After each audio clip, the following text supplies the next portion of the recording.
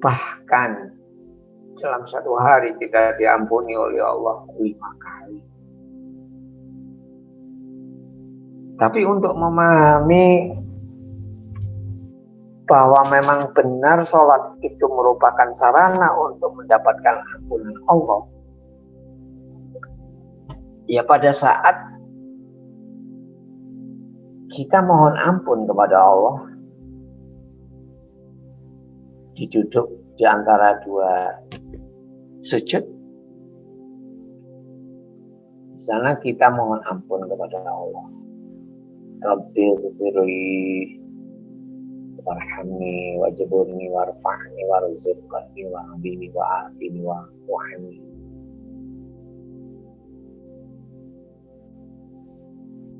Tapi kalau kita tidak memahami bahwa sesungguhnya sholat itu adalah sarana untuk mendapatkan ampunan Allah, berarti pada saat kita memohon kepada Allah, Rabbighfirli, itu hanya sebatas sebuah bacaan saja. Hanya sebatas sebuah bacaan saja. Ya karena kita tidak mengerti.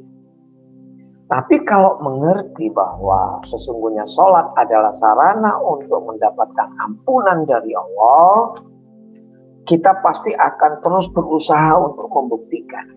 Benarkah bahwa sholat merupakan sarana untuk mendapatkan ampunan Allah? Baik, bismillahirrahmanirrahim. Assalamualaikum warahmatullahi wabarakatuh. Alhamdulillahirabbil alamin wa bihi nasta'inu ala umuri dunya waddin. Wassalatu wassalamu ala asyrafil anbiya'i wal mursalin wa ala alihi wa sahbihi ajmain, amma ba'du. Alhamdulillah, pada malam hari ini, tepat pada tanggal 27 Rajab 1442 Hijriah, kita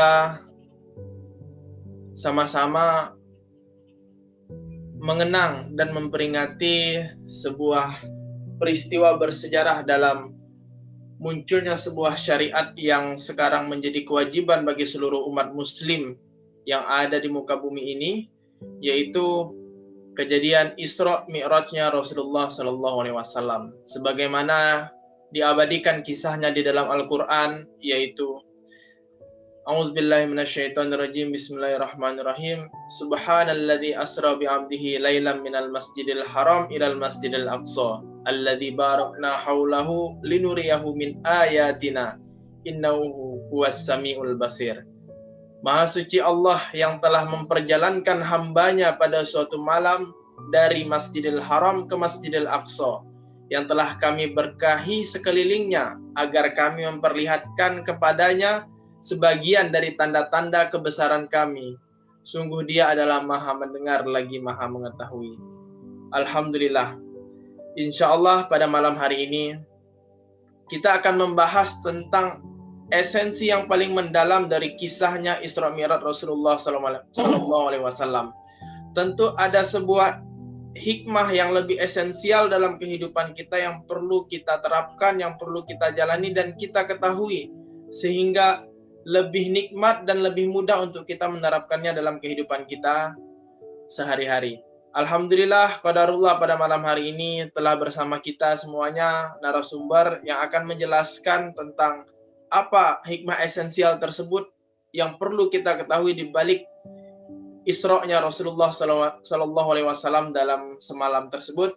Sudah hadir bersama kita Ustadz Muhammad Hidayat Syarif. Waktu dan tempat dipersilahkan. Bismillahirrahmanirrahim.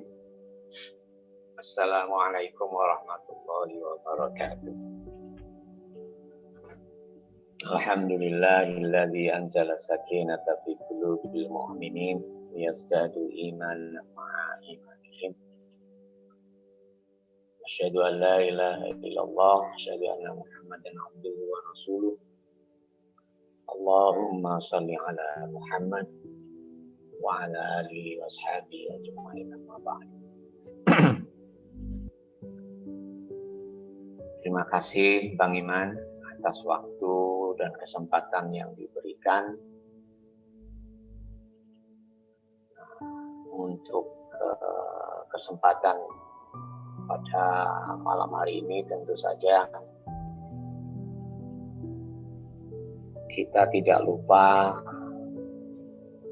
untuk senantiasa memanjatkan puji dan syukur atas nikmat rahmat Allah yang telah Allah karuniakan atas kita. Bagaimanapun juga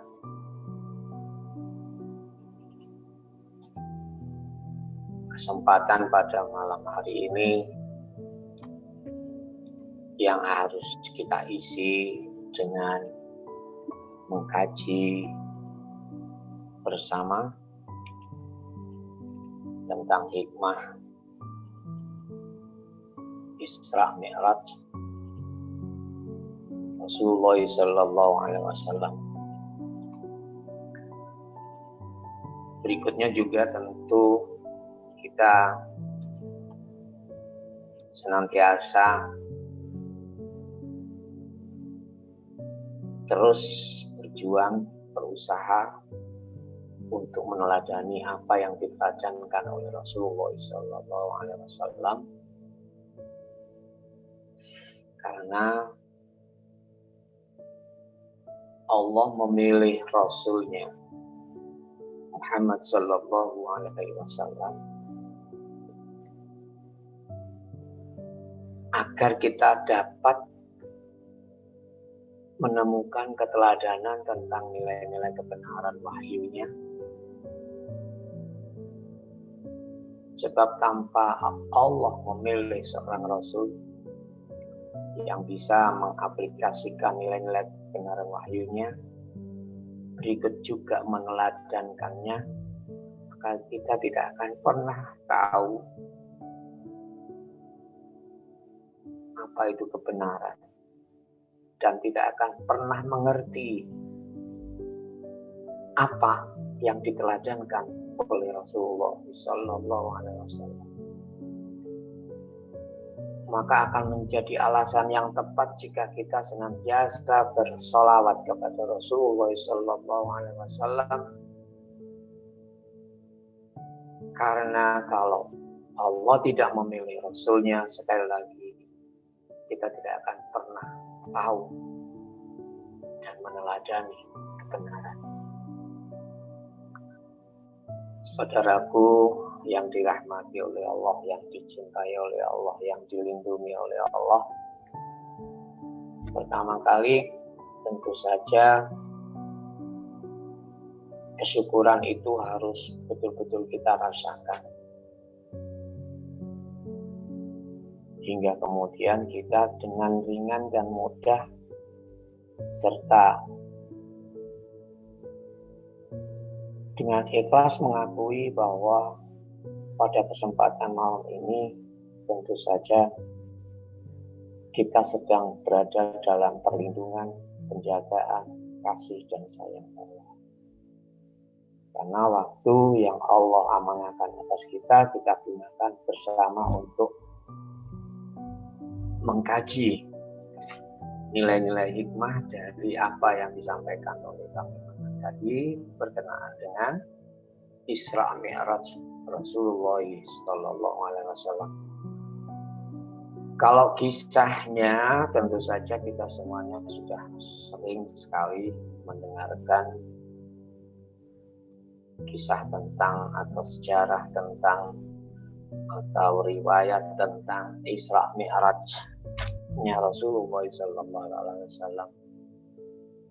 Cuman di sana ada momen-momen penting yang harus kita pahami hikmahnya. Hikmahnya tentu saja yang terbesar dan yang terpenting adalah Rasulullah mendapatkan amanah perintah untuk melaksanakan sholat 5 waktu. Perintah sholat 5 waktu ini tentu saja sudah sedang dan akan terus kita laksanakan karena itu merupakan rukun yang harus kita jalankan sebagai seorang muslim. Akan tetapi pada saat kita melaksanakan sholat, tentu saja banyak sekali yang kemudian menjadi penghalang perintah kita untuk dapat memaknai bahwa sesungguhnya sholat itu adalah mi'raj kita dengan Allah.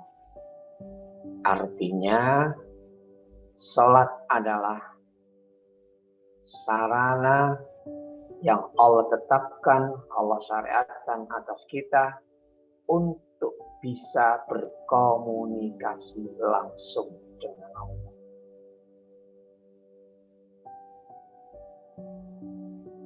Karena pada saat kita terus-menerus berpikir, kemudian terhenti proses berpikir kita, tentu saja kemudian kita mohon petunjuk dari Allah. Rasulullah menjadi hamba Allah yang terkuat imannya. Rasulullah menjadi hamba Allah yang termulia akhlaknya. Rasulullah menjadi hamba Allah yang dijamin surganya. Itu karena Rasulullah diberi karunia terbesar, yaitu pada saat diperjalankannya oleh Allah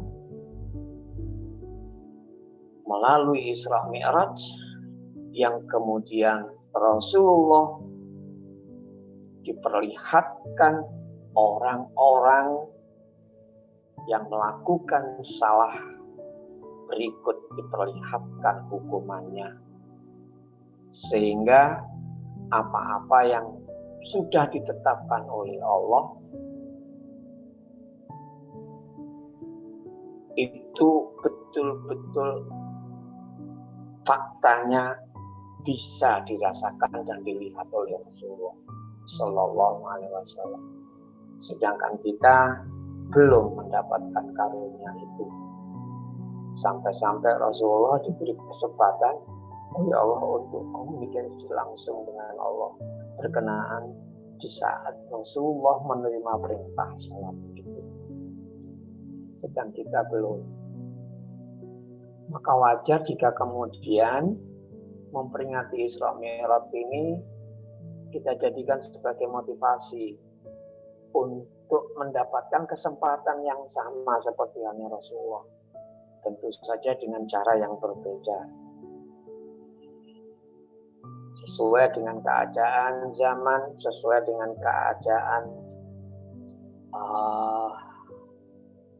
keimanan dan lain sebagainya. Tapi yang pasti bahwa Allah diberi pengalaman oleh Allah, Rasulullah diberi pengalaman oleh Allah berisra dan bermi'raj hingga kemudian menuju di kehadiran Allah. Itu peruntukannya juga harus disampaikan kepada umatnya.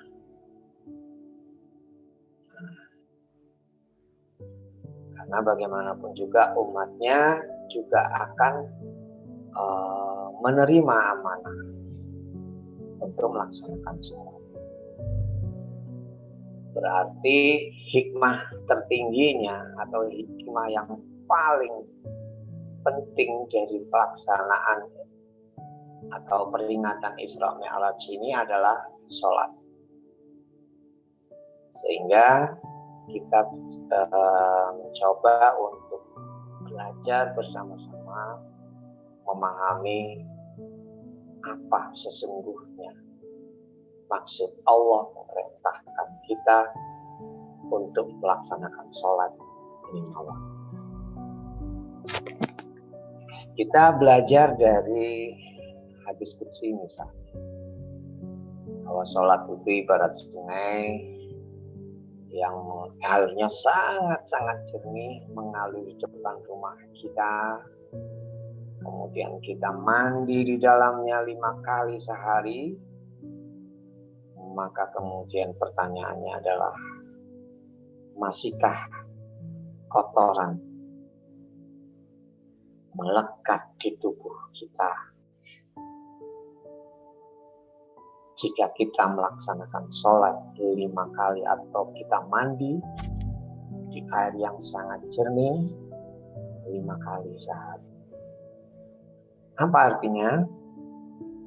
Artinya berarti bahwa sholat merupakan sarana untuk mendapatkan ampunan dari Allah. Sarana untuk mendapatkan ampunan dari Allah. Sholat itu ditetapkan sebagai syariat yang harus kita laksanakan. Ternyata adalah sarana untuk mendapatkan ampunan Allah, yaitu sholat. Kalau kita kemudian merenungkan kembali bahwa ternyata sholat itu sebagai sarana untuk mendapatkan ampunan Allah, berarti betapa bahwa di dalam Allah menetapkan syariat sholat 5 waktu dalam satu hari betul-betul menunjukkan betapa besar kasih dan sayang Allah atas kita.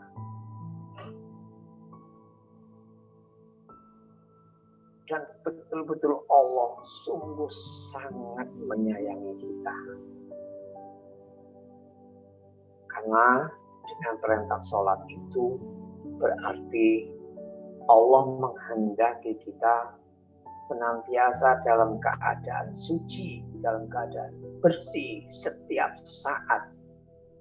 Hingga pada akhirnya saat ajal pun menjemput, kita dikehendaki oleh Allah dalam keadaan suci, dalam keadaan bersih. Karena setiap hari tidak lepas dari ampunan Allah. Bahkan dalam satu hari kita diampuni oleh Allah 5 kali. Tapi untuk memahami bahwa memang benar sholat itu merupakan sarana untuk mendapatkan ampunan Allah,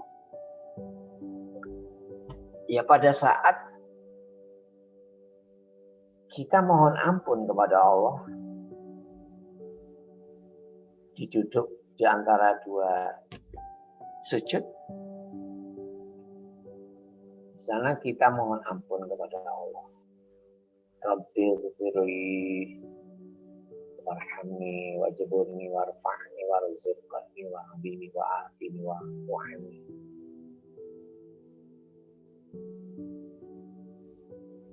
Tapi kalau kita tidak memahami bahwa sesungguhnya sholat itu adalah sarana untuk mendapatkan ampunan Allah, berarti pada saat kita memohon kepada Allah, Rabbil ghfirli, itu hanya sebatas sebuah bacaan saja. Hanya sebatas sebuah bacaan saja. Ya karena kita tidak mengerti. Tapi kalau mengerti bahwa sesungguhnya sholat adalah sarana untuk mendapatkan ampunan dari Allah, kita pasti akan terus berusaha untuk membuktikan. Benarkah bahwa sholat merupakan sarana untuk mendapatkan ampunan Allah. Sehingga memotivasi kita dan membentuk satu keinginan yang kuat untuk bisa sampai pada pemahaman bahwa sesungguhnya sholat itu adalah sarana mendapatkan ampunan dari Allah. Yang jika kita temukan dan pahami bahwa memang benar sholat itu adalah sarana mendapatkan ampunan dari Allah, berarti 5 kali Allah memberikan ampunan dalam satu hari. Subhanallah. Betapa bahwa Allah sungguh tidak menghendaki kita kotor dalam satu saat pun. Karena setiap saat Allah juga menyediakan ampunannya. Kalau kemudian saat kita menyatakan atau mohon Rabbil firli dengan penuh keyakinan. Tapi tentu saja kita sulit untuk meyakini itu kalau kita belum menyadari bahwa sesungguhnya kita itu wajib dan sangat-sangat butuh terhadap ampunan Allah. Dan tentu saja orang yang merasa sangat butuh terhadap ampunan Allah adalah orang yang senantiasa merasa menyadari bahwa dia itu lemah, bahwa dia itu banyak sekali melakukan kesalahan, bahwa dia itu banyak tidak mengertinya daripada mengerti, bahwa dia itu lemah sama sekali. Karena dengan menyadari keadaan diri yang senantiasa tidak lepas dari berbuat salah, dengan senantiasa menyadari diri yang memang betul-betul tempatnya salah, maka akan butuh yang namanya ampunan Allah. Nah, untuk sampai pada merasa bahwa diri ini memang lemah, bahwa diri ini memang sangat sering sekali kalah dengan nafsu kita sendiri, berarti kita harus memahami narasi atau sebenarnya saya memahaminya sebagai sebuah pengakuan. Karena apa-apa yang kemudian kita baca saat kita melaksanakan sholat itu masih sering dipahami sebagai sebuah bacaan. Padahal itu bukan sebuah bacaan, tapi itu adalah pengakuan. Yang kalau kita menyatakan diri sebagai seorang mukmin harus mengakui itu. Ternyata masih ada korelasinya dengan apa yang pernah saya jelaskan tentang zikir yang dicintai oleh Rasulullah itu ada di sholat. Tasbih ada di sholat. Takbir ada di sholat. Tahmid ada di sholat. Kemudian tahlil juga ada di sholat. Itu menjadi pembenaran betapa kemudian Rasulullah sangat mencintai zikir itu. Tapi tentu saja sholat ini tidak berdiri sendiri.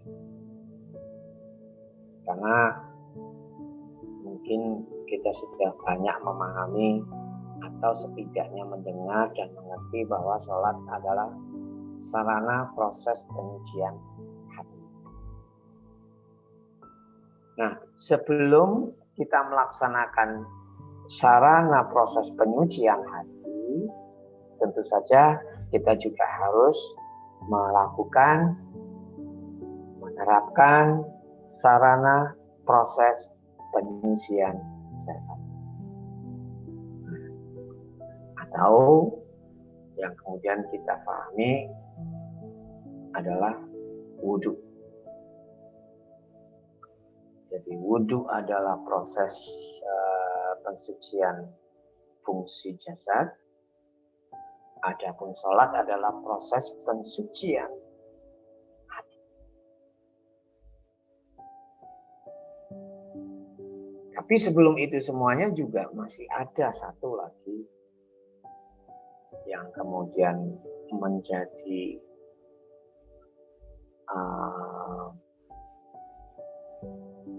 panggilan yang luar biasa kalau kita memahami maknanya dan maksudnya.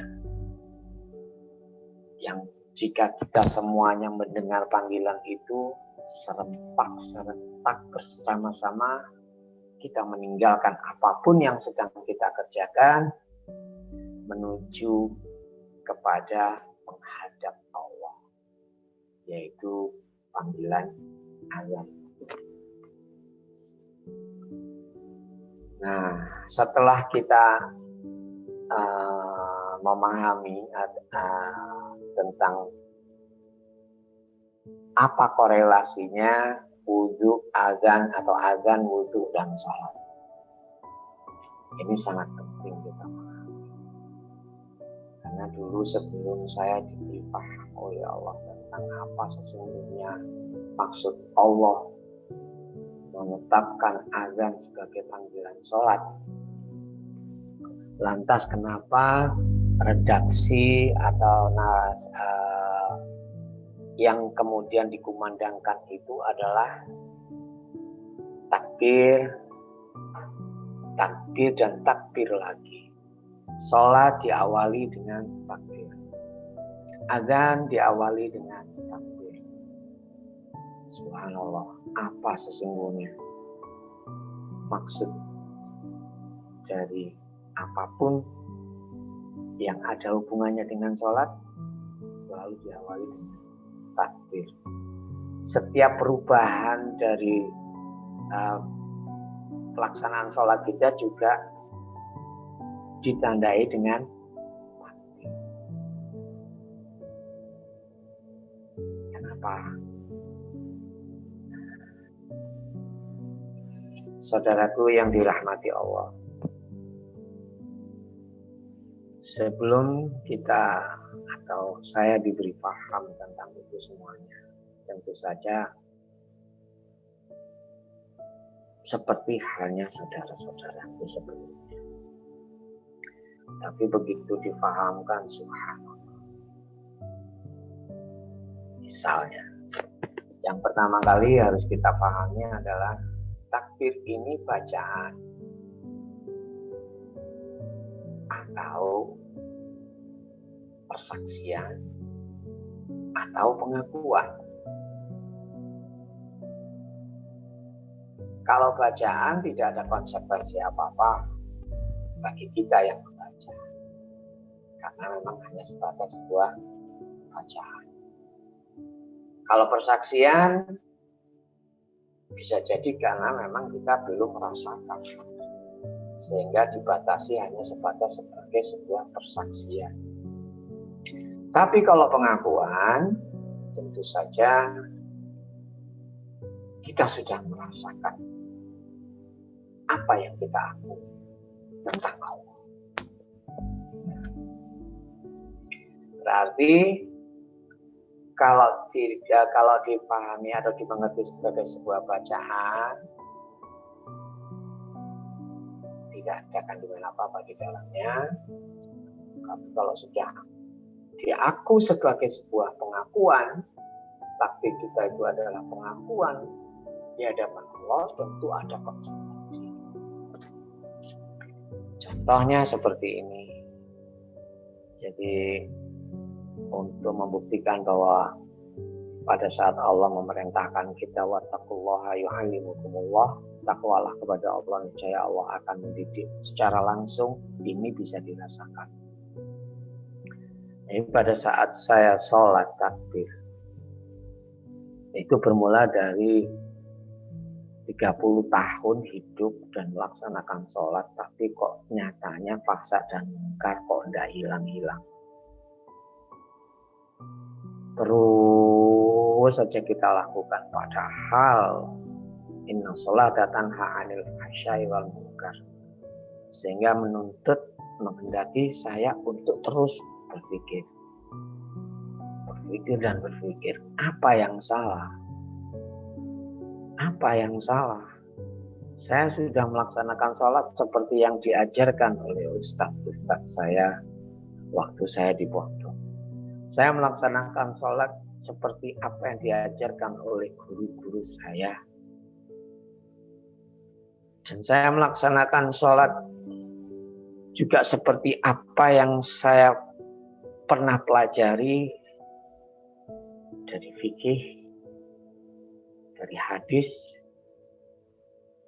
Tapi kenapa saya sudah melaksanakan sholat seperti apa yang pernah saya pelajari, baik dari Ustadz dan dari kitab-kitab, kok fahsya dan mungkar terus saya lakukan?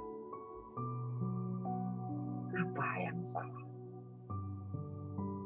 Kalau perintahnya yang salah, nggak mungkin. Nggak mungkin. Padahal kita sudah melaksanakan seperti halnya, misalnya seperti halnya yang Allah kehendaki. Selalu kama ra'aitumuni usolli, sudah. Karena saya belajar dari hadis-hadis. Nah, untuk membuktikan bahwa sholat terus kita lakukan, bahkan selama 30 tahun, yang saya rasakan waktu itu di usia 30 tahun berontak. Iman saya berontak. Karena ya tadi itu sudah melaksanakan apa yang kita imani, tapi tidak mendapatkan apa yang dijanjikan oleh Allah. Allah di dalam menetapkan syariat itu pasti ada garantinya. Ada garantinya. Ada jaminannya di belakang. Kalau sholatnya benar, maka Allah akan memberi jaminan akan dicabut sifat fahsya dan mungkar dari hambanya. Kalau syariat puasa, kalau puasanya benar, maka akan ditetapkan hamba itu sebagai hamba Allah yang bertakwa.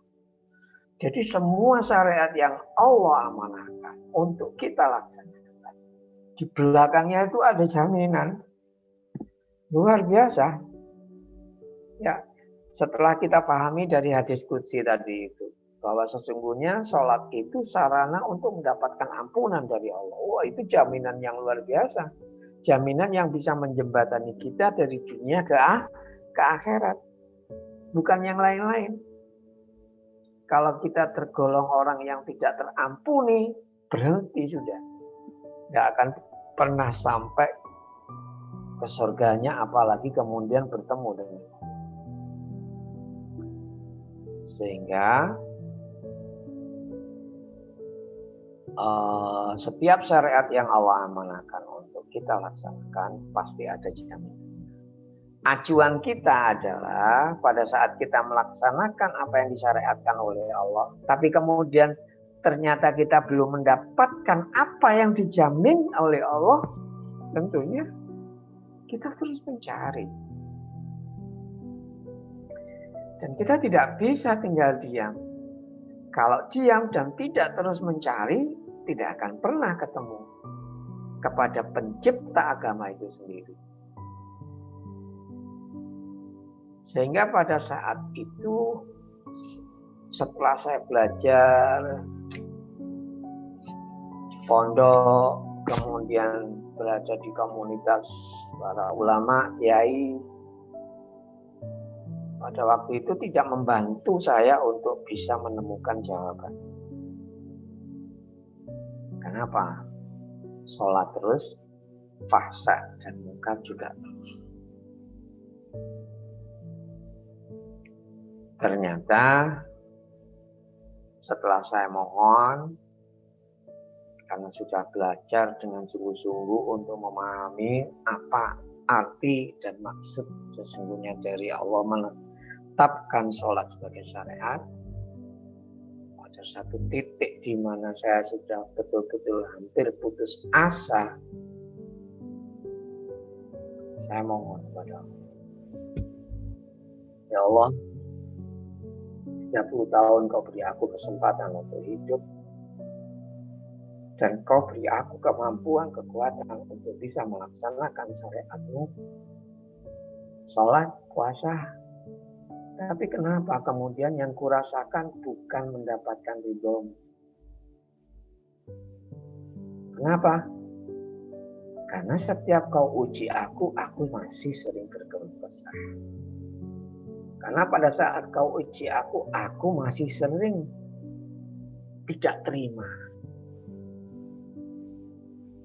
Karena pada saat kau uji aku masih sering mengeluhkannya.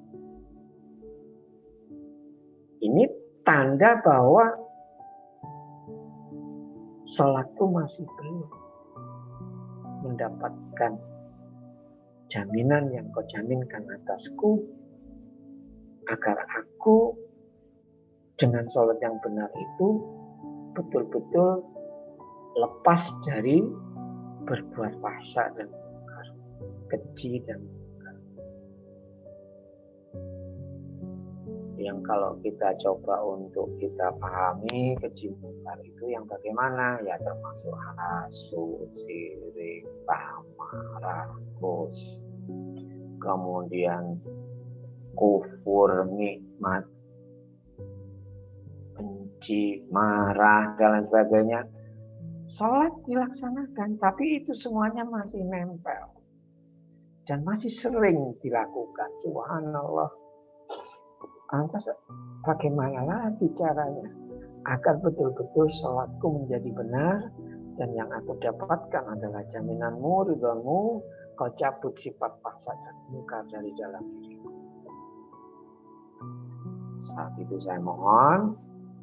Sebab jika tidak kau pahamkan apa sesungguhnya maksud dari kau menetapkan syariat sholat atasku, maka aku akan melaksanakannya dengan pemahamanku sendiri. Yang pada akhirnya kenyataannya pemahamanku lah yang salah. Maka pantas yang aku dapatkan bukan ridho Allah. Agar aku mendapatkan apa yang kau ridhoi dari kau amanahkan amanah kehidupan ini padaku, ya Allah, pahamkanlah semua maksud dari syariat yang kau amanahkan untuk aku laksanakan. Itu permohonan terakhir saya di usia 30 tahun. Betul-betul memohon, sudah pahamkan aku, ya Allah, apa sesungguhnya maksud dari semua syariat yang kau amanahkan kepadaku untuk aku lakukan, untuk aku laksanakan, agar pada saat kau beri aku kefahaman yang benar tentang maksud dari semua syariat yang kau amanahkan untuk aku laksanakannya dengan pemahaman yang benar dan yang insya Allah akan aku dapatkan adalah ridhomu. Ya, kalau diceritakan kondisi saat itu sedang apa, saya mohon itu sedang saya diberi senang-senangnya untuk berhajat kepada Allah melalui sholat tahajud, sehingga muncul permohonan seperti itu. Alhamdulillah tidak lama dari itu kemudian Allah memahamkan semua maksud syariat yang Allah amanahkan untuk aku lakukan. Pertama kali difahamkan memang sholat dulu, tapi kemudian akhirnya apapun yang ada korelasinya dengan sholat akan menjadi terpahami semua. Wudhu misalnya. Biasanya saya melaksanakan wudhu itu ya paling 2 menit, 5 menit. Tapi suatu saat karena saya dididik oleh Allah, itu bisa berjam-jam. Hanya untuk difahamkan di setiap rukun dan syaratnya wudhu yang kita lakukan. Contoh, pada saat kita mengusap muka, ya memang kalau di videonya kan menghilangkan hadas kecil. Bagaimana mungkin kalau hanya sebatas diartikan seperti itu. Sedangkan sholat wudhu ini adalah syarat mutlaknya untuk melaksanakan sholat. Sedangkan sholat adalah sarana mendapatkan ampunan. Kok kemudian cuma diartikan menghilangkan hadas kecil? Masya Allah. Kalau kita pahami, saat kita membasuh muka pertama kali, atau kita melaksanakan sunnah-sunnahnya dulu, berkumur-kumur, apa maksudnya, kemudian dilanjutkan dengan membasuh muka. Nah, saat itulah kalau Allah yang mendidik, wudhu itu jadi sarana untuk mengenal Allah yang maha segala-galanya. Wudhu. Begitu juga azan. kalau difahamkan akan betul-betul mengenal Allah yang maha segala-galanya. Kalau difahamkan, kalau tidak ya berlalu begitu saja, mendengarkan ya sudah. Kalau saya mendengarkan diperintah untuk jawab, ya dijawab. Allahu Akbar, Allahu Akbar, Allahu Akbar. Asyhadu an la ilaha illallah. Hanya sebatas itu. Kalau tidak dipahamkan. Tapi kalau dipahamkan oleh Allah, pertama kali Allah akan memberi rangsangan ya kepada kita untuk mau memikirkan kenapa sih takbir lagi yang didahulukan, kok enggak yang lain. Begitu dipahamkan ternyata saat kita sudah dikuatkan iman kita, dan itu ada tanda khusus pada saat itu hati itu kemudian diberi kekuatan untuk membenarkan semua apa yang dilihat. Itu adalah kuasa Allah. Hati diberi kekuatan untuk membenarkan apapun yang didengar, itu adalah kebesaran kuasa Allah. Apapun yang dilihat, apapun yang didengar, apapun yang dipikirkan, apapun yang dirasa, itu mengindikasikan proses pembenaran terhadap bahwa Allah itu betul-betul maha besar kuasanya. Sebab kalau kita ditanya apanya Allah itu yang maha besar, tentu saja jawabannya kuasanya, bukan yang lain-lain, karena dilarang. Apalagi misalnya zatnya yang maha besar. Yang harus kita pikirkan itu tafakkaru fil haq wala tafakkaru fil khaliq. Kita dikehendaki oleh Allah memikirkan tentang apa-apa yang diciptakan oleh Allah, karena itu merupakan tanda-tanda atau ayat-ayat kauniyah Allah yang menunjukkan kepada kemahabesaran kuasa Allah. Kemahabesaran kuasa Allah itu meliputi pada diri kita semuanya. Meliputi pada diri kita semuanya. Maka kemudian pada saat kita mendengarkan Allahu Akbar, kumandang azan, habis diri ini. Karena apapun yang bisa kita lakukan, apapun yang bisa kita ucapkan, apapun yang bisa kita dengar, apapun yang bisa kita lihat, apapun yang bisa kita rasa, semuanya itu adalah ciptaan Allah. Semuanya itu mengindikasikan tentang kemahabesaran kuasa Allah. Coba. Wallahu khalaqakum wa ma ta'malun. Allah yang menciptakanmu, Allah pula yang menciptakan apapun yang kau perbuat. Bahkan kemahabesaran kuasa Allah itu bukan hanya sebatas di ruang lingkup hidup kita saja. Di kematian kita pun ada kebesaran kuasa Allah. Hingga kemudian kita dihidupkan lagi juga ada kebesaran kuasa Allah. Sampai pada akhirnya kita di akhirat pun juga masih dengan kemahabesaran kuasa Allah. Sehingga kalau kita memahami sedemikian rupa, kenapa kemudian takbir itu senantiasa dikumandangkan sampai pada akhirnya takbir itu mempunyai kekuatan yang luar biasa kalau dipahaminya seperti itu. Kita nggak punya apa-apa, nggak bisa apa-apa, apapun yang kita perbuat itu sebenarnya adalah perbuatan Allah. Maka alangkah ya seperti halnya saya. Saudara-saudara juga insya Allah ya sama.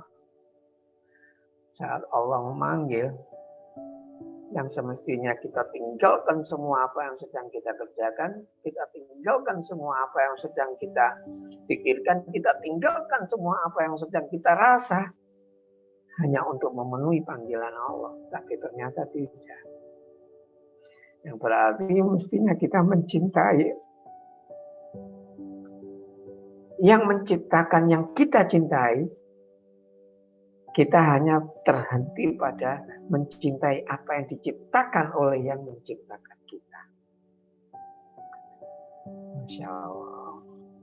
Itu kalau kemudian kita betul-betul memahami kenapa panggilan sholat itu diawali dengan takbir. Menyadarkan kita, apapun siapapun kita, posisi kita, jabatan kita, kecintaan kita, kesenangan kita,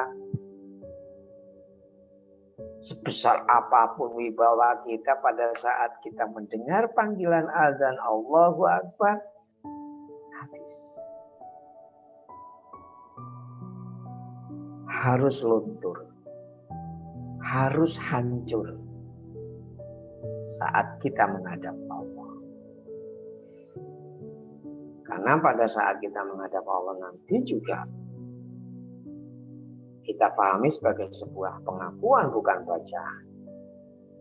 Kalau ternyata kita mengakui Allahu Akbar, kita masih sombong, kita masih angkuh, kita masih merasa lebih tahu, merasa lebih hebat, merasa lebih dan lain-lain sebagainya, itu berarti pertanda takbir kita bohongi sendiri. Kita rusak sendiri. Dan Allah tahu itu. Allah pasti tahu. Takbir kita itu dengan pengakuan yang benar atau cuma sebatas lip service, Allah tahu. Allah tahu. Maka bayangkan betapa bahwa Allah menetapkan panggilan azan diawali dengan takbir itu betul-betul akan membantu kita untuk menjadi sadar bahwa kita itu betul-betul sebagai hamba Allah. Sebab kalau kita tidak yakin, wallahu khalaqakum wa ma ta'malun, lantas kita masih mengaku orang mukmin, ya salah. Allah tahu itu. Pasti Allah tahu. Jadi yang harus kita yakini bahwa kemahabesaran kuasa Allah itu betul-betul meliputi semua dalam diri kita. Bahkan bukan hanya dalam kehidupan kita, kematian kita, dan pada saat dihidupkan kembali, hingga kemudian di akhirat, sampai kemudian Allah mau memberikan rahman rahimnya, hingga diberi kesempatan untuk bertemu dengan Allah. Semuanya itu adalah kebesaran kuasa Allah. Subhanallah. Jadi jadikanlah takbir itu sebagai sebuah pengakuan supaya kita ada konsekuensinya untuk menerapkan apa yang dipahami, apa yang kita pahami tentang takbir. Nah, kemudian panggilan azan berikutnya diikuti dengan tasyahud. Syahadat. Asyhadu an la ilaha illallah. Ini kalau enggak berusaha untuk dipikirkan, apa maksudnya? Kenapa Allah menetapkan syahadat di panggilan kedua setelah takbir? Ya, nggak ada respon apa-apa kalau nggak dipahami. Tapi kalau dipahami, Masya Allah. Jadi urutannya, misalnya pada saat saya sholat waktu itu, begitu saya takbir Allahu Akbar, hati ini bertanya. Tidak usah dipahami siapa dia kemudian hati itu. Nanti kita akan tahu bentuk-bentuk pertanyaannya itu mengarah kemana. Jadi pada saat Allahu Akbar, atau hati bertanya. Ya, kita mendengarkannya seperti halnya saat kita mendengar orang lain bicara kepada kita. Hati justru jauh lebih keras suaranya, yang pada akhirnya bisa menutupi suara-suara yang lain saat hati itu bertanya. Apa yang kau pahami tentang takdirmu itu, wahai hambaku? Hati itu seperti itu. Apa yang kau pahami tentang takdirmu itu, wahai hambaku? Kalau kita tidak ditolong oleh Allah, apa iya kita bisa jawab? Coba apa jawabannya? Apa yang kau pahami tentang takdirmu itu? Saya terkujur kaku, nggak bisa jawab. Menangis. Dengan pertanyaan seperti itu aja menangis. Karena rasa sudah mendahului. Kalau kemudian kita dipahamkan bahwa takdir itu adalah pengakuan kita, berarti betapa selama ini kita membohongi pengakuan kita sendiri. Selama ini kita membohongi, merusak pengakuan kita sendiri. Allahu Akbar.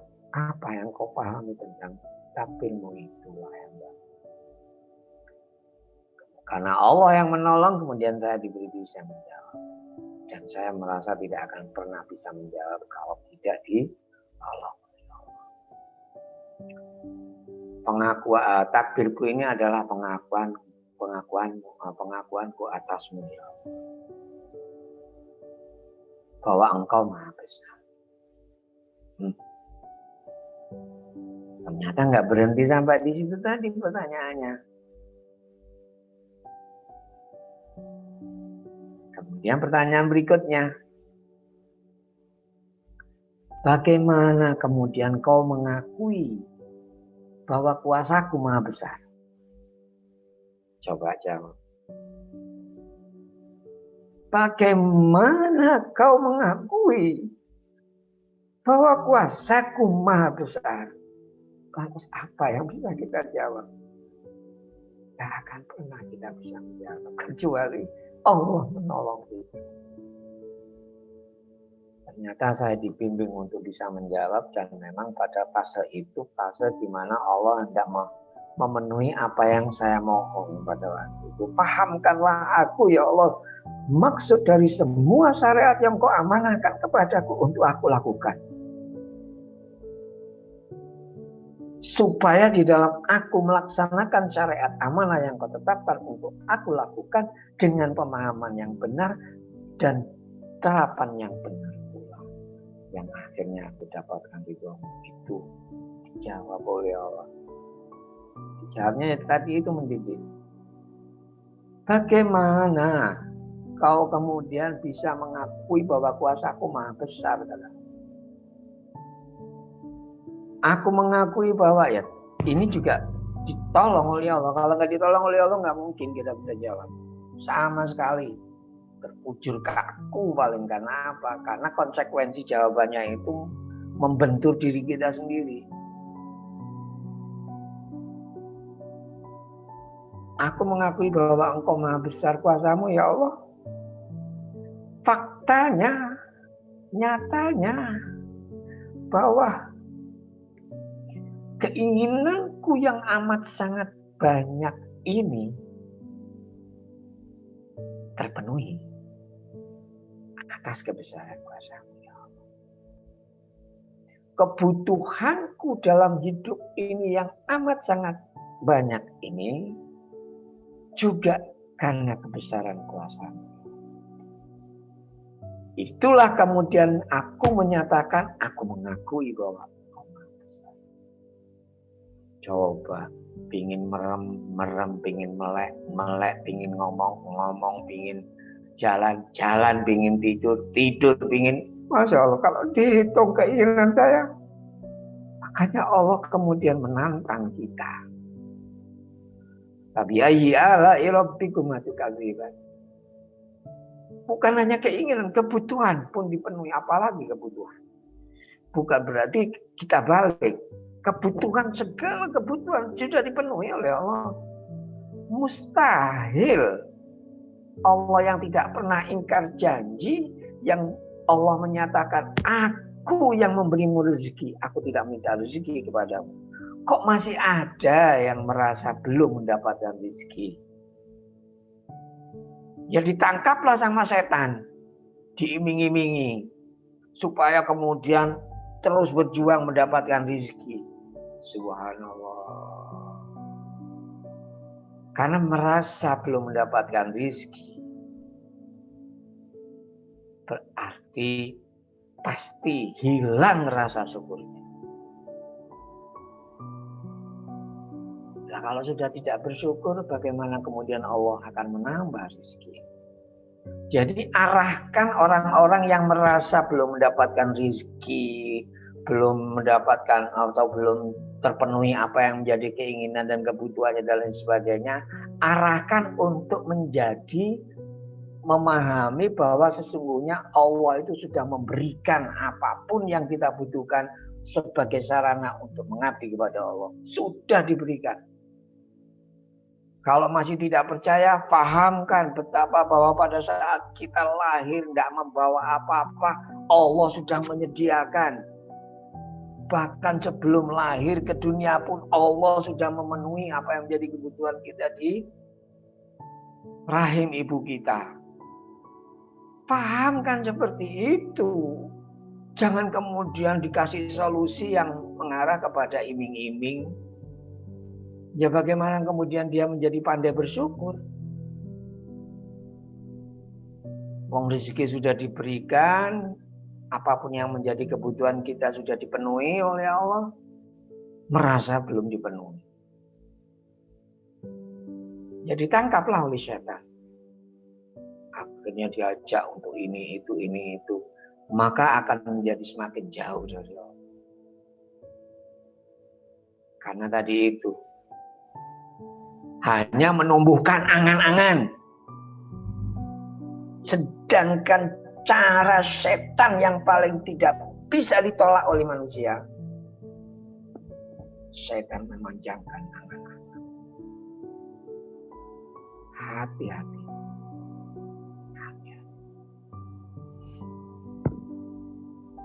Maka pada saat kita ditanya tadi,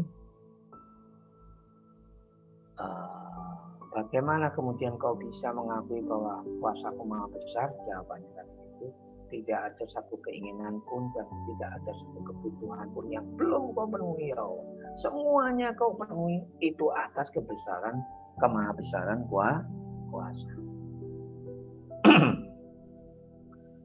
Berarti saat itu Allah mendidik saya dengan menjawab seperti itu, karena itu bukan jawaban saya.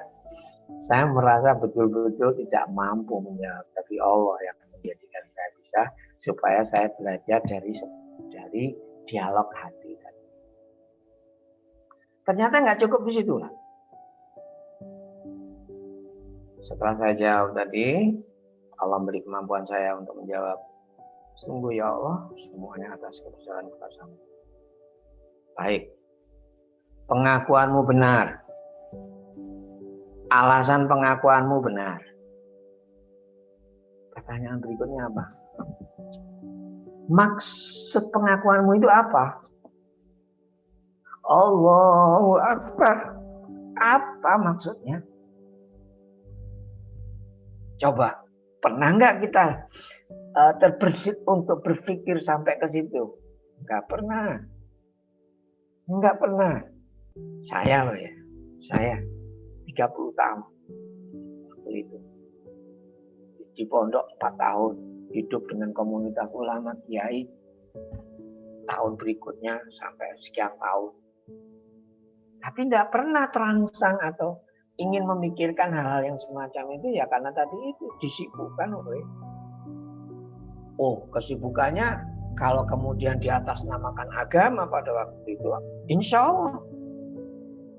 Allah karena waktu itu saya dipercaya untuk impro bantuan dari Islamic Relief NGO asing Inggris yang memberikan bantuan 1,2 miliar untuk 60 pondok pesantren seprovinsi Banten. Alhamdulillah. kalau dilihat dari luar memang wah sangat agamis sekali, kemudian membantu pondok-pondok bukan hanya sebatas membangunkan MCK, termasuk juga pengeborannya, termasuk juga kita melaksanakan pelatihan surveyor, kemudian pelatihan higienisasi dan lain sebagainya. Alhamdulillah diberi kemampuan oleh Allah untuk betul-betul bisa berjuang bersama-sama. Termasuk juga pada waktu itu diberi kemampuan oleh Allah untuk mengegulkan program-program FSPP, termasuk menggaji, memberikan honor, stimulus kepada guru-guru ngaji yang memang pada saat itu sudah mati. Karena dunianya sudah materialistis, sehingga guru-guru ngaji sudah banyak yang berhenti. Perlu diberi stimulus supaya guru ngaji di mana-mana hidup seperti saat kita ngaji. Alhamdulillah. Itu dapat anggaran 2, BLT dan juga APBD. Seolah-olah sudah bagus itu. Belum. Karena di dalamnya sangat nyata sekali gangguan-gangguan yang kemudian membuat kita tidak ikhlas, yang pada akhirnya ternyata uang itu jadi sarana untuk saling bertengkar, saling menjelekkan, Masya Allah. Kalau dari luar, ya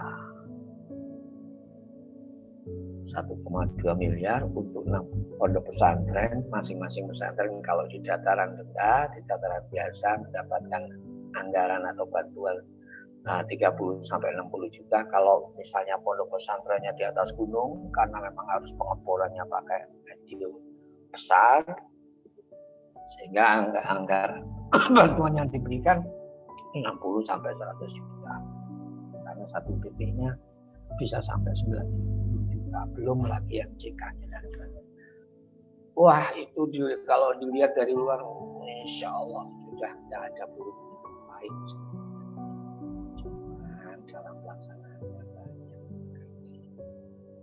godaan dan macam-macam. Dan itu menjadi satu kewaspadaan juga. Padahal seperti ini, tapi kenapa kemudian rezeki yang saya dapatkan itu masih ada yang sifatnya subhat, apalagi haram. Padahal sudah seperti itu. Ya intinya tadi, kalau belum diberi paham, ya masih besar angan-angannya. Kemudian dijawab lagi hati. Pengakuanmu benar tentang takdirmu itu, Allah Akbar, benar. Kenapa? Karena alasan kamu bertakbir benar. Kemudian tujuan, maksud takbirmu apa? Hati itu. Jadi sholat itu yang saya rasakan, sholat isya selesainya subuh. Sholat isya selesainya subuh. Karena apa? Dipahamkan setiap pengakuan yang kita akui di hadapan Allah itu, supaya betul-betul kita memahami konsekuensinya apa, yang kemudian harus kita lakukan apa. Allah mendidiknya satu persatu, detail sekali. Kemudian pada saat itu maksud, ya otomatis kalau nggak ditolong oleh Allah saya nggak akan pernah bisa jawab. Tapi karena ditolong, maksud pengakuanku ini, ya Allah, kalau aku sudah menyatakan, mengakui bahwa Engkau Maha Besar, maka aku harus senantiasa menanggalkan kesombongan, menanggalkan keangkuhanku, ya Allah. Karena percuma aku mengakui Engkau Maha Besar kuasa-Mu, tapi kemudian aku masih ingin mendapatkan pujian. Percuma aku mengakui bahwa Engkau Maha Besar kuasa-Mu, ya Allah, tapi aku masih ingin mendapatkan penghargaan. Percuma aku mengakui bahwa Engkau Maha Besar kuasa-Mu, ya Allah, kalau ternyata aku masih ingin pujian. Maka dengan pengakuanku ini, aku berusaha untuk senantiasa menanggalkan kebohongan, keangkuhan.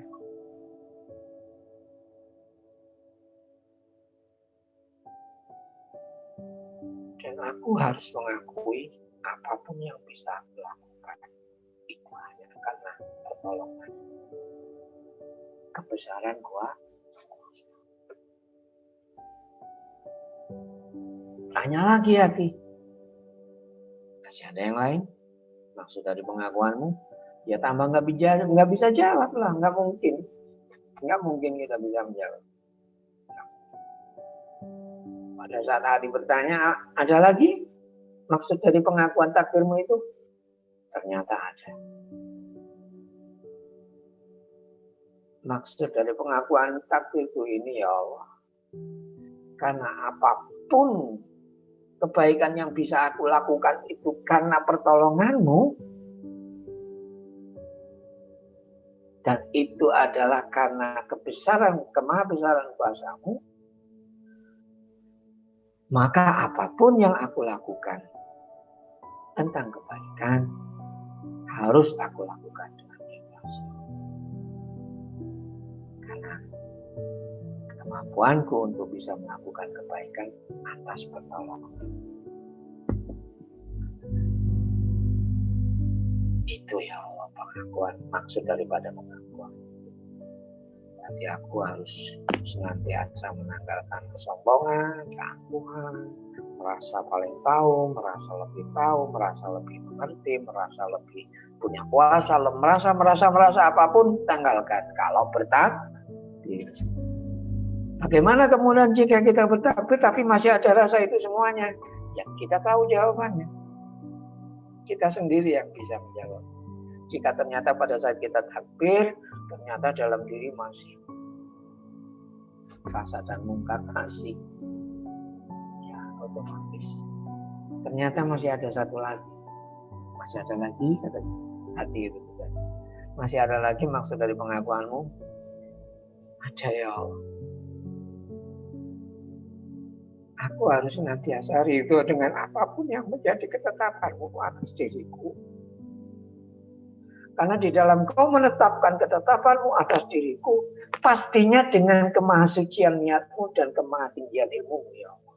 Maka tidak mungkin pernah salah. Tidak mungkin pernah salah ya Allah. Sehingga takdir atau pengakuan, konsekuensi dari pengakuan takdirku ini, aku harus senantiasa menanggalkan kesombongan, menanggalkan keriaan, dan senantiasa berusaha dan senantiasa ridho.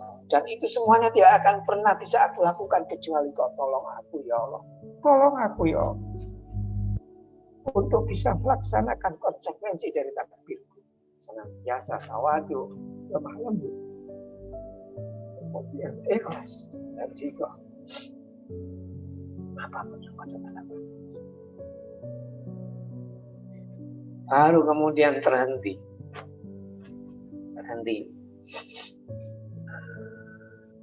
Pengakuan takdirmu benar.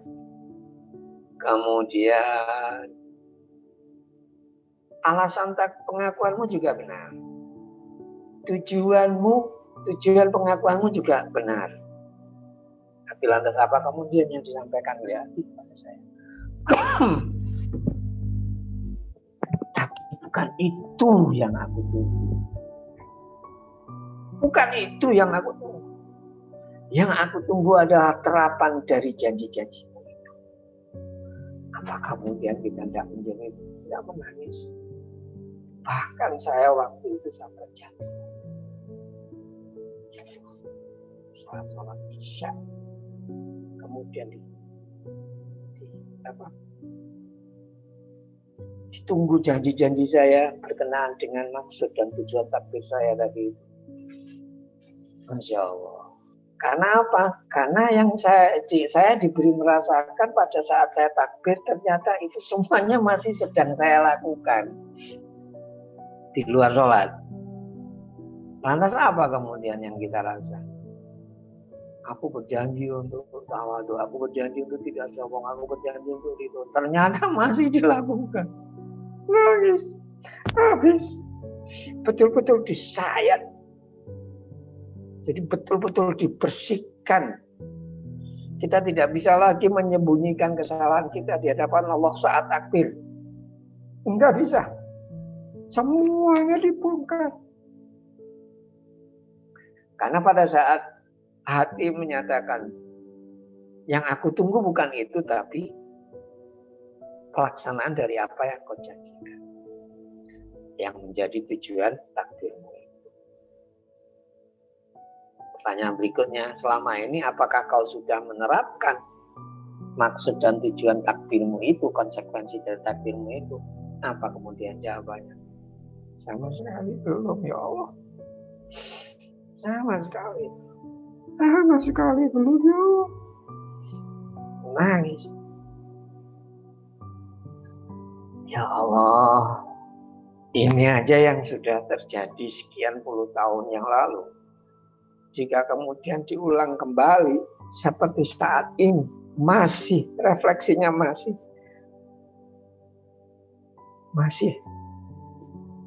takbir terus. Tapi ya tadi itu fasa terus, muka terus. Tapi insya Allah berkurang. Dan insya Allah ini tanda-tanda kita sedang diampuni oleh Allah. Kalau kemudian kita dari buruk menjadi baik, dari tidak ikhlas menjadi ikhlas, dari tidak ridho menjadi ridho, akhirnya pada akhirnya nanti tanda-tanda ampunan Allah itu kita senantiasa merasa damai, merasa tenang, tidak gembrungsung, tidak tinggi angan-angan. Mau berbuat baik aja kok harus tinggi-tinggi angan-angan, jangan hidup perangkap setan. Nah, setelah jatuh, nangis, berat rasanya, dada ini terhimpit ke semua kesalahan dibongkar dan dirasa seperti dikuliti, dibongkar semua kesalahan. Sehingga pada waktu itu sampai memahami ternyata kesalahan saya itu bukan satu dari kecil. Kesalahan yang kecil, kesalahan yang besar, kesalahan yang sengaja, yang kesalahan yang tidak disengaja, kesalahan yang tidak dimengerti, kesalahan yang dimengerti, kesalahan zahir, kesalahan batin, amat sangat banyak sekali dibongkar oleh Allah, dibersihkan. Baru takbir itu loh, habis sudah. Tapi pada akhirnya setelah dipahamkan, mulai agak ringan, karena pada saat jatuh atau batal sholat itu karena memang betul-betul dirasa sangat-sangat berat, diseseti, istilah betul-betul dikuliti oleh Allah, dibersihkan baru dengan takbir. Sehingga dari takbir aja, dari pemahaman takbir aja, kalau betul-betul kita ditolong oleh Allah untuk bisa menerapkan maksud dan tujuan takbir itu, insya Allah nggak ada masalah. Tapi kapan dan di mana kita pernah memahami takbir terpahami seperti itu? Mudah-mudahan saat ini kita dipahamkan takbir dan konsekuensinya. Mulai agak ringan, agak reda, mulai lagi dari awal lagi takbir sholat isya.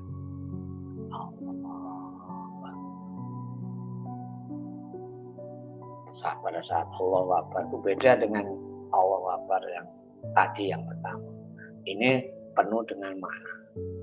Jadi Allahu Akbar itu tidak boleh hanya sebatas lisan.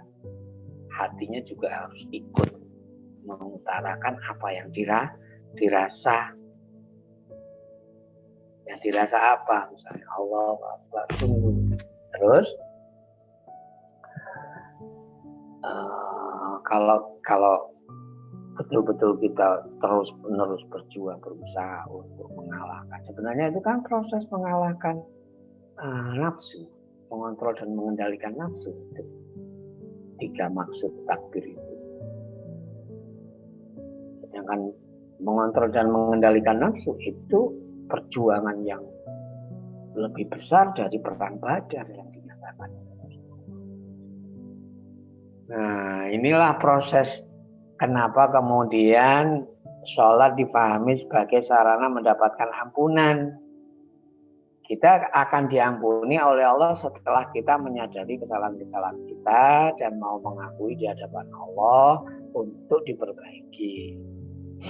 Tapi kalau nggak ada rasa, nggak ada pemahaman sama sekali, sholat cuma dilakukan dengan takbir dan diakhiri dengan salam, apa kemudian yang didapat? Nggak ada yang didapat. Tapi ya tidak terlalu sarkas gitu. Karena bagaimanapun juga itu sebuah proses tidak bisa dikalahkan. Kecuali kalau sudah hasil itu pasti ada nilainya, salah atau benar. Tapi kalau proses tidak bisa. Kemudian ambil lagi Allah. Dan saya waktu itu doa iftitahnya kan, alhamdulillah, tetap aja itu masih satu makna dengan takbir. Allah menghendaki kita untuk senantiasa membesarkan nama Allah.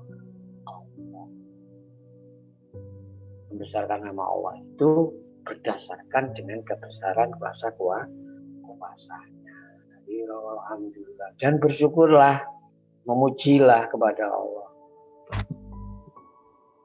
Nah, itulah yang kemudian kita jelaskan kemarin, kenapa Rasulullah mencintai zikir subhanallah walhamdulillah wala ilaha illallah, itu sudah dijelaskan kemarin. Zikir itu ternyata perniagaan yang paling menguntungkan kalau terpahami apa yang dipikirkan. Berikutnya, subhanallah bukratan wa asila. Subhanallah bukratan wa asila. Itu kalau diartikan lugawinya atau mana katanya, arti katanya bahwa maka bertasbihlah dari pagi, dari bangun tidur hingga menjelang tidur, hingga petang hari. Kalau cuma diartikan seperti itu, ya apa yang kita dapat? Dan tidak seperti itu pemaknanya. Maksud Allah menghendaki kita untuk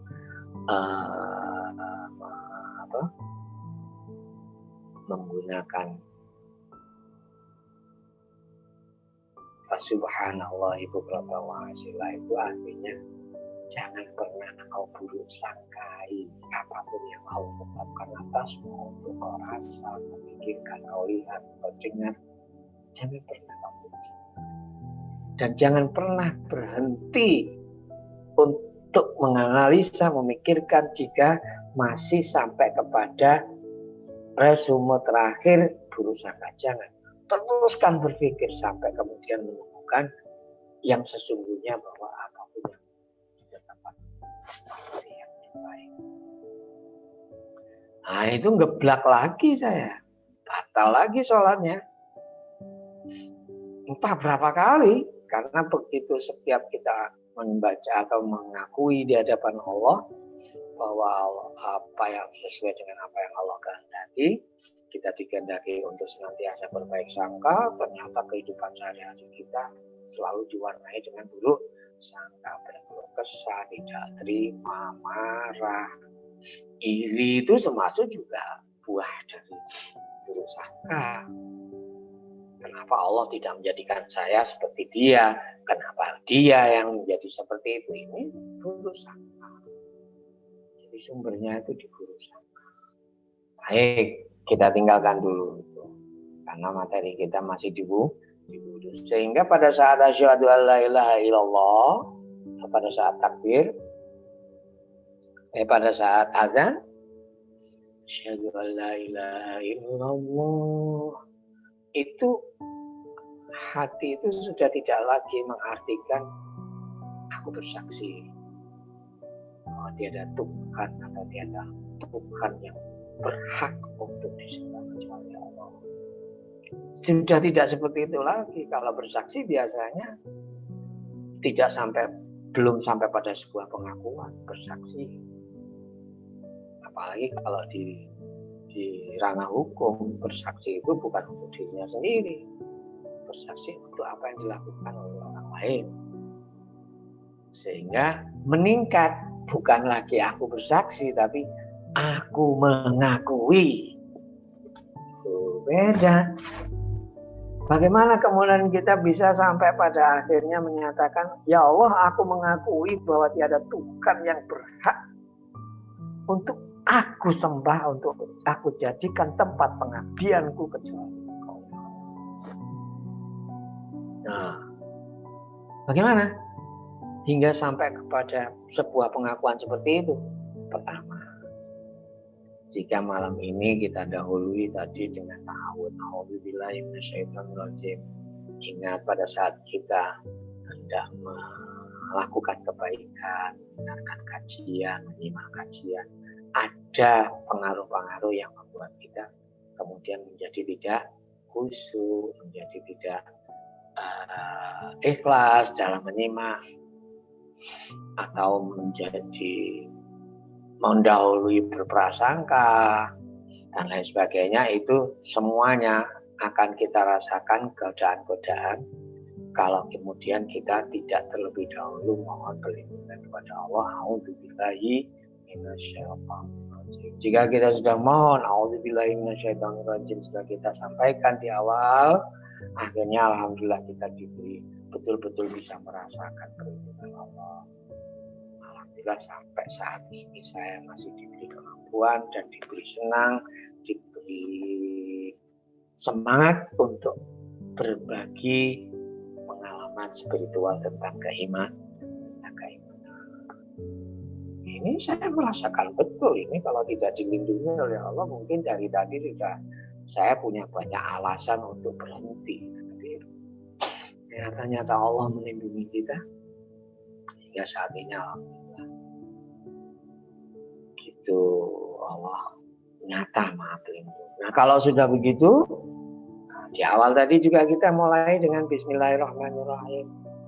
Kalau kita betul-betul sudah memahami maksud kenapa Allah menghendaki kita untuk senantiasa mengawali pekerjaan kita dengan Bismillahirrahmanirrahim, bahwa sesungguhnya kita pada saat menyatakan Bismillahirrahmanirrahim, kita berjanji kepada Allah untuk senantiasa melaksanakan amanah Allah berupa pekerjaan apapun yang sedang kita kerjakan, hanya dengan menyertakan dua sifat, yaitu sifat kasih dan sifat sayang. Itu baru kemudian dibenarkan dan diizinkan oleh Allah untuk mengatasnamakan pekerjaan kita atas nama Allah. Bismillahirrahmanirrahim. Dengan syarat di dalam kita melaksanakan apapun hanya dengan menyertakan dua sifat kasih dan sayang. Sehingga pada saat kita berjuang dan berusaha untuk senantiasa menerapkan dua sifat kasih dan sayang itu, akan kita rasakan balasan spontan dari orang-orang yang mendapatkan kasih kita, mendapatkan sayang kita, pasti membalas juga dengan sifat yang sama kepada kita. Sehingga pada akhirnya pada saat kita bisa atau menyatakan Bismillahirrahmanirrahim, Allah menjawab hati kita, aku penolong dengan kasih dan sayangku, dan saya tidak bisa menolong. Pasti saya membenarkan bahwa Allah lah yang menolong saya dengan sifat kasih dan sayangnya, sehingga saya juga diberi kemampuan untuk bisa memaafkan dua sifat itu. Lah kalau sudah kita merasakan bahwa Allah maha melindungi saya, bahwa Allah maha menolong saya, bahwa Allah maha mengasihi saya, bahwa Allah maha menyayangi saya, lantas yang demikian ini apakah saya masih tetap bersaksi? Enggak. Saya sudah enggak bersaksi lagi. Saya mengakui karena Allah pelindung saya, Allah penyayang saya, Allah pengasih saya. Maka Allah lah Tuhan saya.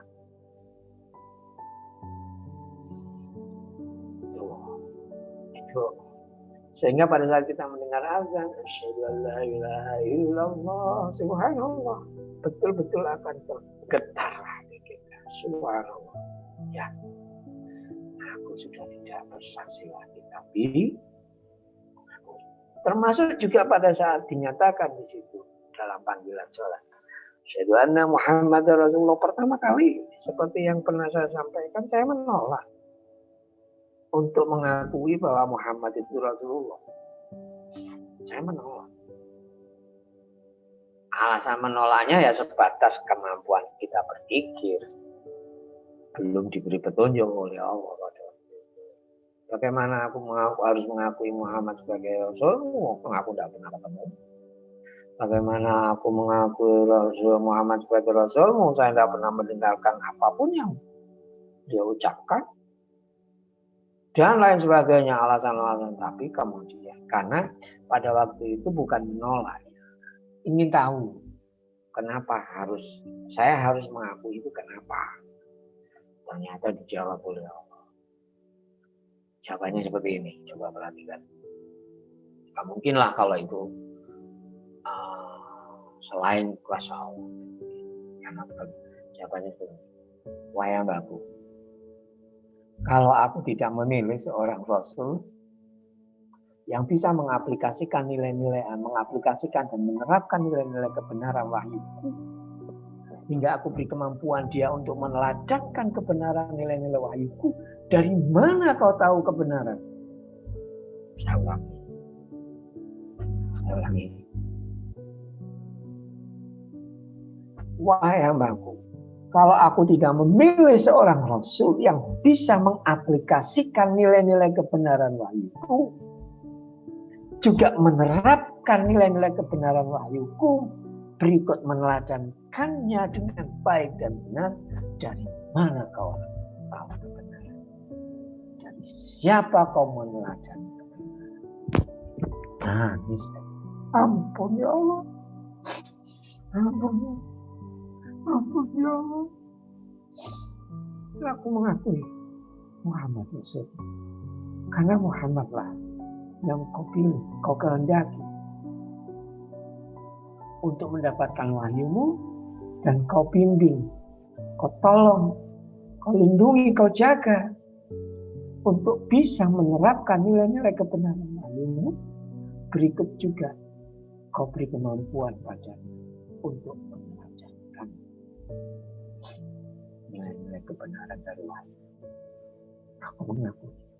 Aku mengakuinya ya Allah. Nah, itu bedanya. Kalau kita sebatas hanya ikut-ikutan, ya mungkin tidak merasakan jawaban atau mendengarkan jawaban seperti ini, yang pada akhirnya pengakuan kita tidak bertambah, hanya sebatas pada sebuah persaksian aja. Saya enggak. Saya diberinya oleh Allah untuk mengakui, bukan bersaksi.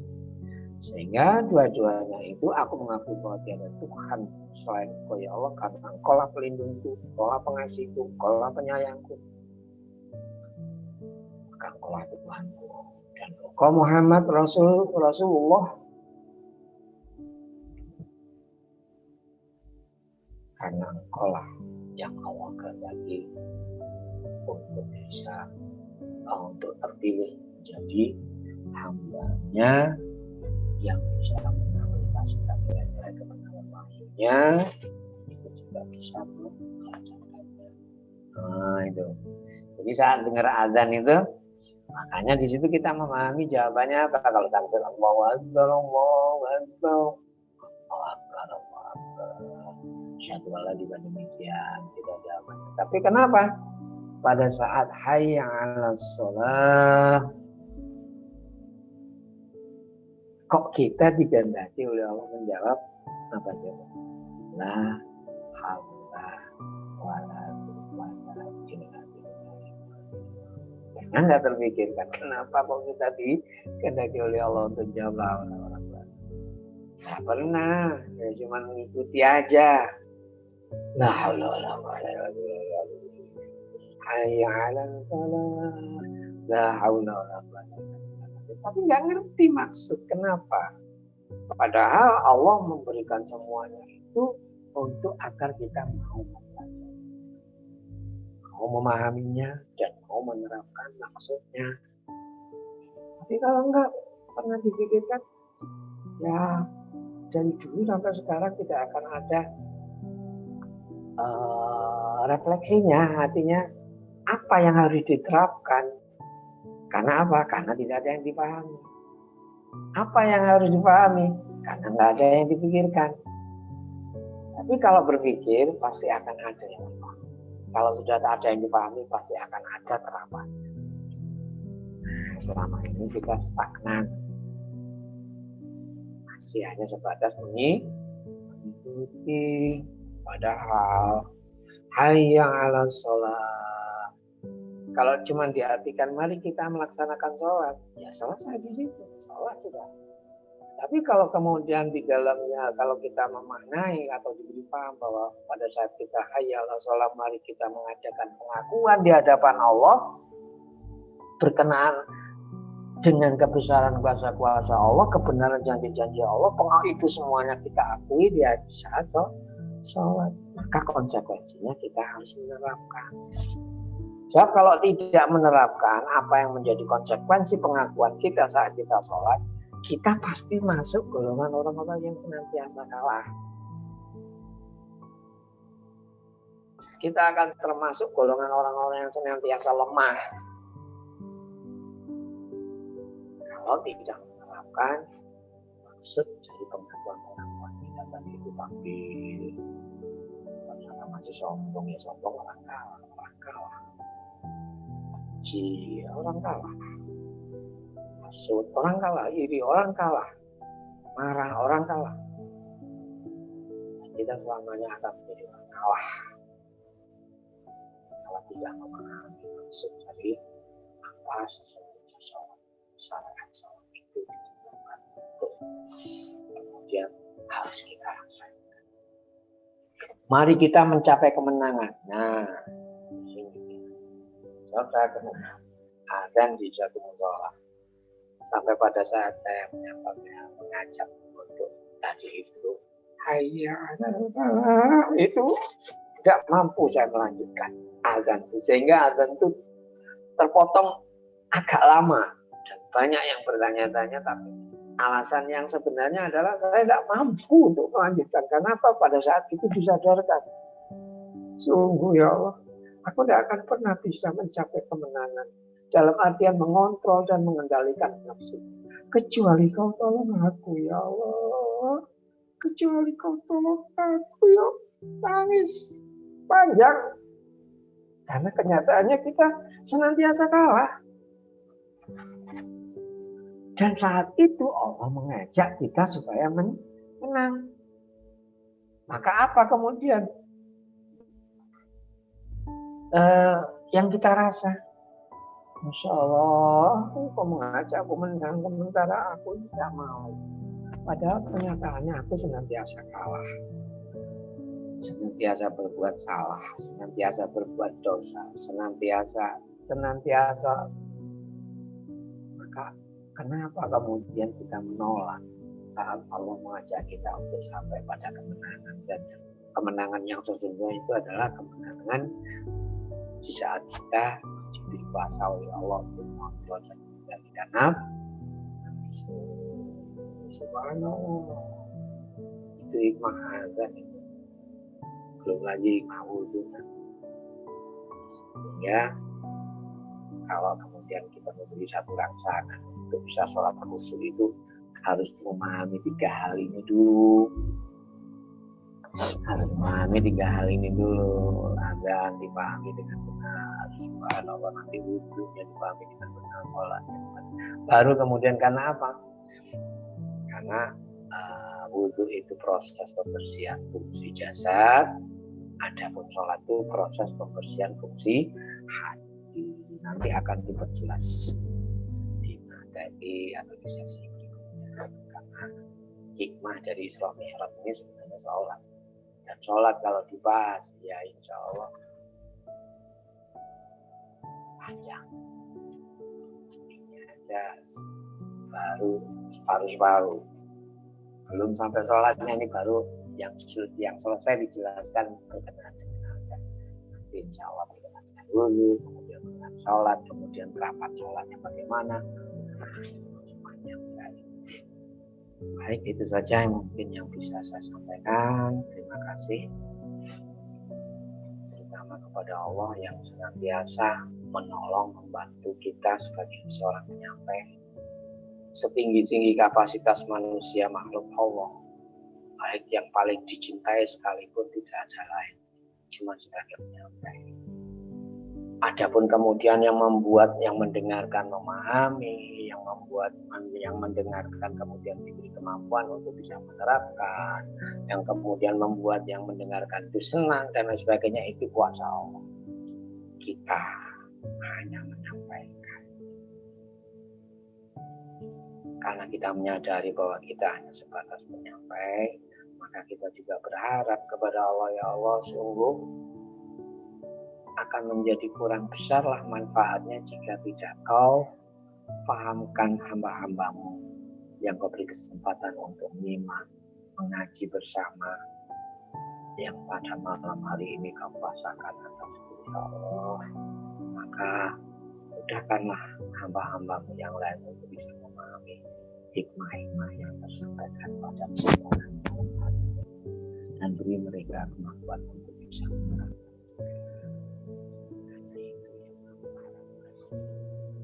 Insya Allah apa yang kita sampaikan pada malam hari ini sama sekali di luar keinginan saya untuk menyampaikan materi ini, karena tidak akan pernah mampu saya menyampaikan materi ini kecuali Allah yang menghendaki untuk agar saya menyampaikan hikmah ini. Assalamualaikum warahmatullahi wabarakatuh. Waalaikumsalam warahmatullahi wabarakatuh. Alhamdulillah sudah begitu detail Ustadz Syarif menjelaskan esensi di balik Isra Mi'rajnya Rasulullah Sallallahu Alaihi Wasallam. Akhirnya kita sama-sama mendapatkan jawaban bahwa esensi di balik itu semua hanya adalah bagaimana kita mampu menerapkan sholat dengan betul-betul penerapan yang penuh hikmah. Insya Allah kedepannya akan ada kajian lanjutan untuk menuntaskan penjelasan di balik sholat itu tadi. Bukan hanya sholat itu sebagai kewajiban kita sehari-hari untuk melunturkan sebuah rutinitas, melainkan ada sebuah esensi yang harus kita betul-betul fahamkan, sehingga betul-betul di balik sholat itu dapat mempengaruhi hati kita, sehingga dapat mengubah perilaku kita sehari-hari menjadi lebih baik dari sebelumnya. Semoga Allah mudahkan semuanya niat kita ini dan dipertemukan lagi di dalam live berikutnya. Kurang lebih begitu ya Ustaz ya. Alhamdulillah, insya Allah jika ada pertanyaan silahkan untuk menulis di kolom komentar. Insya Allah nanti akan dijawab dalam sesi khusus. Saya selaku moderator juga mohon pamit. Wabillahi taufik wal hidayah. Wassalamualaikum warahmatullahi wabarakatuh. Waalaikumsalam warahmatullahi wabarakatuh.